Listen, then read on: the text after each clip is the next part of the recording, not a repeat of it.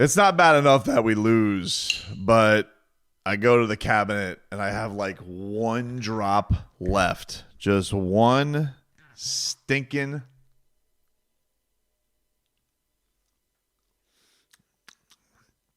Burns on my chin a little bit. One drop left of friggin' tequila. What's up, guys? My headphones on. Welcome on in. Miami Heat, they lose tonight to the Chicago Bulls. Final score, 119-111. The Miami Heat dropped to 36-44 on the season and have solidified themselves as the 10 seed in this wretched season. Miami loses to Chicago. They get swept in the season series and probably are setting themselves up to get beat again in the play-in game. Chicago improves to 37-43. So they are sitting pretty. I don't think that they're locked quite in there yet. So, I mean, they could still jump Atlanta, but Atlanta's got nobody left. They got an Orlando game left, but Orlando's got nothing to play for because Orlando's locked into the 7. So what we saw tonight was Miami basically writing its own fate. We knew it. We knew what the stakes were going into this one. And if it was as bad an omen as you could get tonight, as I talked a little bit about this today with the guys from Heat Beat, shout out to Alf, Brian, and Kyle. Thanks for having me on the show today, boys. Go check them out and subscribe if you guys don't. Pelle Larsson, in just a twist of sick fate. You get Andrew Wiggins back, but a man who's just infused a ton of life into that starting lineup gets hurt in the pregame lift. And is unable to go today. So Miami does not have one of their best, most tenacious defenders out there, especially on the backcourt. And what do you know? It was a game where Josh Giddey absolutely throttled the Miami Heat tonight. He finished with 28 points, 16 rebounds, 11 assists, 2 steals, 3 blocks. Just absolutely owned Miami and was easily the best player on the court tonight. And the thing for tonight's game that stood out above all, Miami was basically playing uphill after the first quarter. First quarter, Miami gets out of the gate. They have a really nice run. They're up 5. Bam Adebayo hits a couple of 3 balls and gets going. Alec Burks gets a 4-point play. Miami had a 7-point possession in the first quarter. You realize how rare that is? They have in the first quarter a play where Burks hits a 3. Kobe White has a flagrant foul on him. He gets to hit the free throw. Bam, then has nobody guarding him, hit the 3 and hits the 3 ball. So Miami goes up 19-8. A 7-point possession. And yet Miami does not win this game. Not that it should be surprising. Miami really just lets the Bulls back into it. Huerter gets going. They go on a 12-2 run. And you just keep allowing every single time there's a leak out or there's in the fast break or there's a miss. Bulls are going willy-nilly, and it's just like the Heat just gets sucked into that game. And the complete pace of the game just flips on Miami, who pretty much was like keeping them at bay up until the very end of the second quarter. Chicago would end up taking the lead into halftime. They would be up by 6. And yeah, you're just looking at this, just like, how do you guys with everything that's on the line in this game just play horse bleep defense like this? You just allow them to play their game, not make it uncomfortable. Outside of Davion Mitchell, who I thought played absolutely fantastic today. Everybody else, I just thought like nobody brought that extra juice that they needed tonight. Bam, he was fine, but Vučević was better. Vučević was giving him the business. I understand that he was playing off of the back spasms and he's been playing through it. He didn't exactly look like he had the most burst tonight. He gives you a 6 of 15. Bleh. Not a fantastic night for him by any means. 6 rebounds, nowhere near what you need from him. Kel'el Ware had 7 rebounds tonight, and I feel like 6 of them were like in the first quarter. He got absolutely dish-ragged by Vučević in this game, where like Vučević was just, picking offensive rebounds like Tic Tacs and just like gobbling them all up like they were nothing. It was crazy to watch. And then the thing that really got crazy about this and that drove you nuts, you get to the fourth quarter, Miami was able to just hang around. They were like around this 6 to 8. And then it did feel like this puppy was going to be was getting close. Miami was able to get it with a huge run of theirs. They got it to They got to 5. Yeah. Miami got it to 5. Davion Mitchell hit a 3-ball, cut it to 195. And, dude, it was like all of a sudden, this was crazy. All game, Kobe White couldn't hit a damn shot. He was keeping the Heat around with how bad his shooting was. And then all of a sudden, he was like turning into DeMar DeRozan with some of the jumpers he was hitting, like falling to the ground. He was hitting everything, dude. But after Davion cut it to 5 and he showed the guts, they go on a 10-2 run. They get it to 13. And then Haywood Highsmith hits a 3 and gets it to 10. And Tyler Herro starts hitting a shot. And then the Heat start coming through and Tyler gets going a little bit. He hits a bucket off the window, gets it to 6.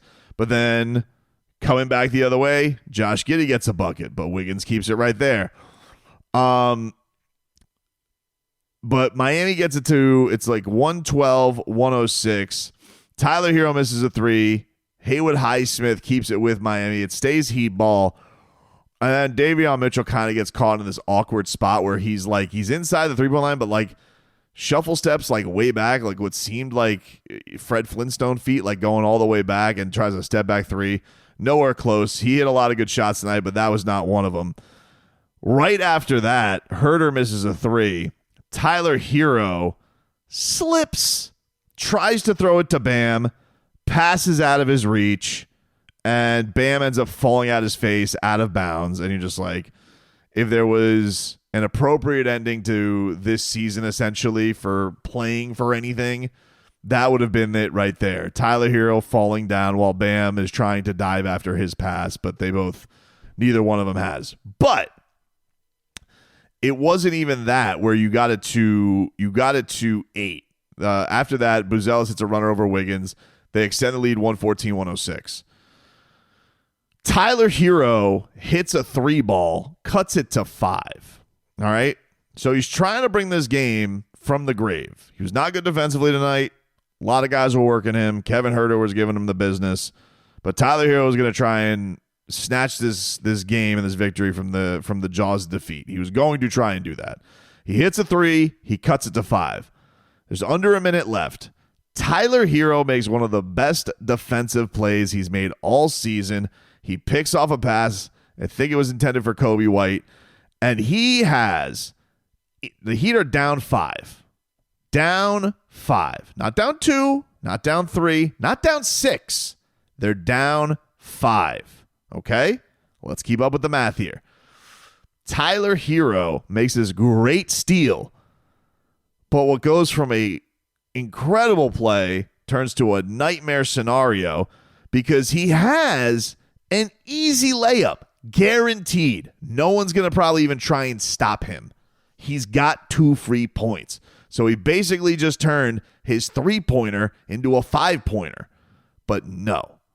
He decides, I am going to pull up for 3 on the run, didn't have a prayer, and that would be all she wrote for the Miami Heat.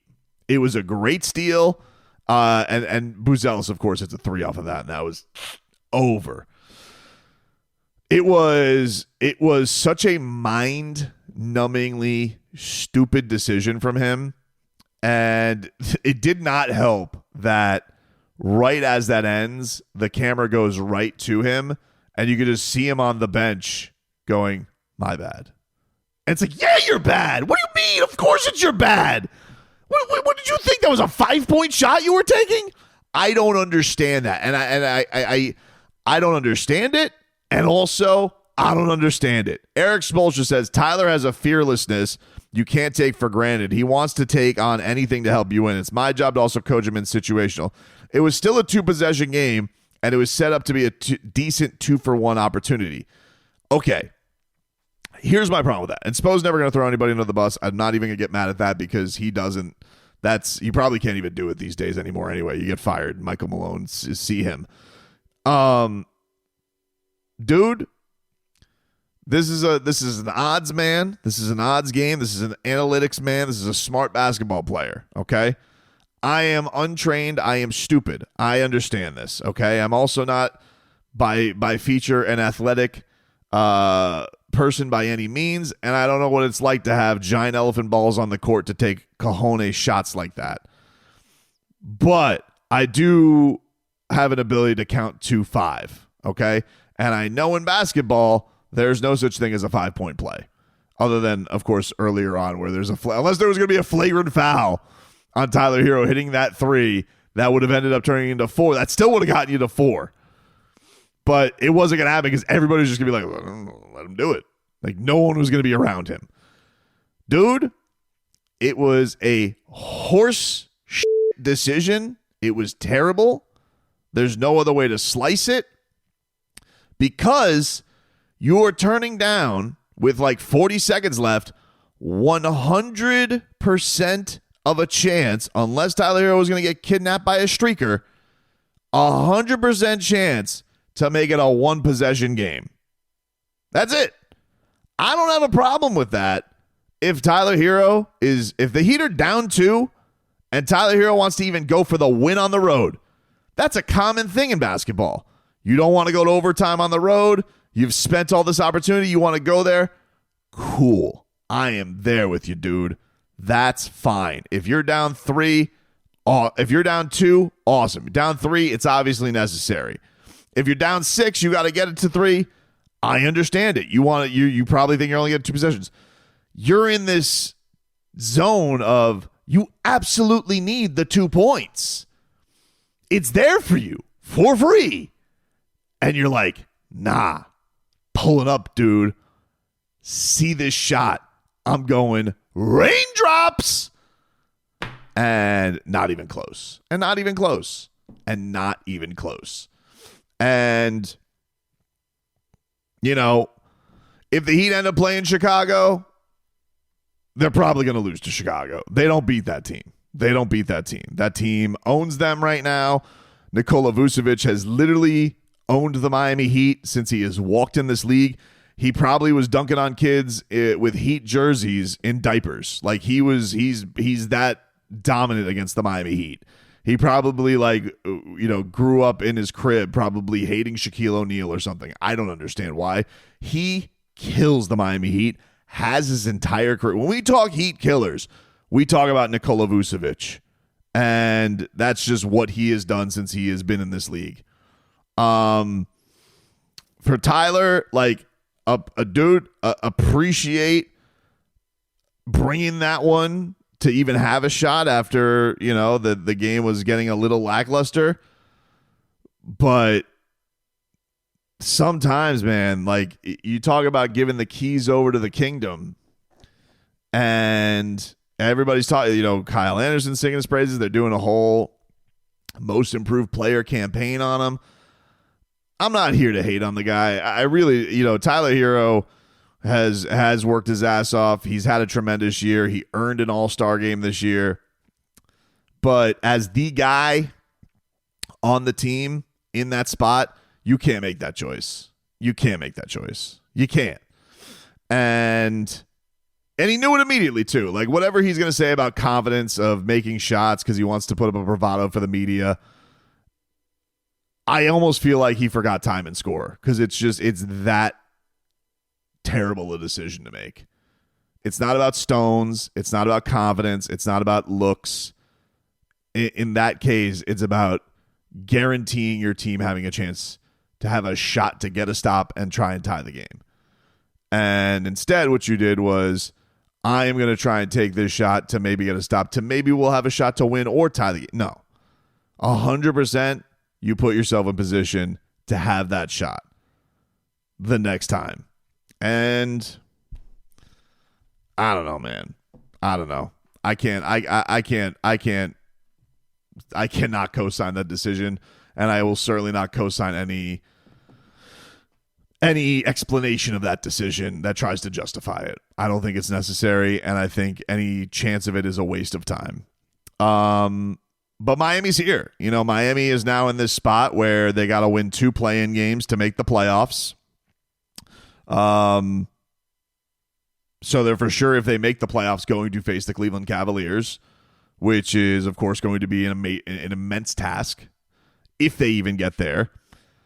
And we've been talking about this. It feels like it's kind of been the theme of the month, is that Miami is in this murky spot where if they don't win this game and they're 2 play-in games, they're going to be in the lottery.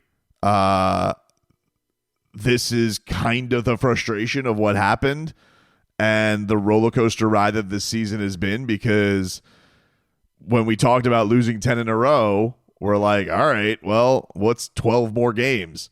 And now you're in a spot where Miami won 6 in a row. Like, you're in like the least, you're going to probably end up in the least ideal lottery spot, probably picking 11th. And by my nightmare scenario, the Sixers will end up winning the lottery and they'll get Cooper Flagg to pair with Joel Embiid. And, that's just my nightmare, because that's what this is going to turn into with our luck lately of getting whales and things happening to other franchises. Why would I expect anything different? But, I don't even feel like tonight's a night to autopsy everything else. Andrew Wiggins made his comeback. I thought he looked like half a player today. Like, he to me did not look like a guy who could really make an impact defensively at all. He only played 27 minutes, but made a little bit of he made a couple shots here and there, but it was one of those classics, like, didn't feel his impact. Thought Bam, obviously got out to a hot start, as this has kind of been his thing now. Like, he bursts out of the gate on fire, and then it feels like he kind of tails off. A lot of his shots were short there late. Vučević kind of gave him the business. Kalel Ware, Vučević was like pummeling him on the glass, especially on offensive rebounds. Tyler Herro, gives you 30. Don't really have a problem with the offensive performance other than that decision and those turnovers late. Like, those were bad. But he was the only guy worth a damn to try and score the basketball, especially late for Miami, other than Davion Mitchell. I thought Davion Mitchell was very clearly the MVP of the Heat game today. Other than that step back where he ended up they put him in a rough spot too. Like, it wasn't like he was, he was kind of left in this no man's land. He probably should have just tried to drive it or go and take a shot right there. He ends up trying to throw a 3 up. It was a clunky scenario. Duncan Robinson, honestly looked like he had the back of the Tin Man today. None of his 3-pointers looked close. And, and Pelle Larsson somehow got hurt in warmups. Like, go figure. Go friggin' figure, dude. Kevin Huerter cooked you from downtown today. Kevin Huerter had 22 points. Nikola Vučević, 20 points, 11 rebounds, 8 assists. Just killing the Miami Heat his entire life. Mentioned Giddey already. And Buzelis. I mean, Buzelis was pretty good too. Like, their entire starting unit just brought it today. And look, to Chicago, I'm not taking anything away from Chicago. Like, Chicago has played better than Miami in the second half of this season. They have Miami's number. They swept their ass. They'll probably beat them again. And not only that, you do this after they make their trade and they trade away Zach LaVine, and everybody's like, oh, well, no, like they have showed something and they've been an exciting team. And I mean, they've just thumped Miami every which way. Like we're fat. They know we're faster than Miami. We got more shooting than Miami. We're more skilled than Miami. We can't, maybe like in an ideal world, we can't defend as good as Miami, but it doesn't matter because Miami's not that talented offensively. So you don't have to defend that well against Miami. You need Miami to basically just play like a Miami game, and you'll beat them just because based on the offensive talent out there. So yeah, there you go. There you go, Heat Nation. To the play-in we come. To the 10 seed we go. Where it stops, you probably know. Looks like we're heading to the lottery, baby.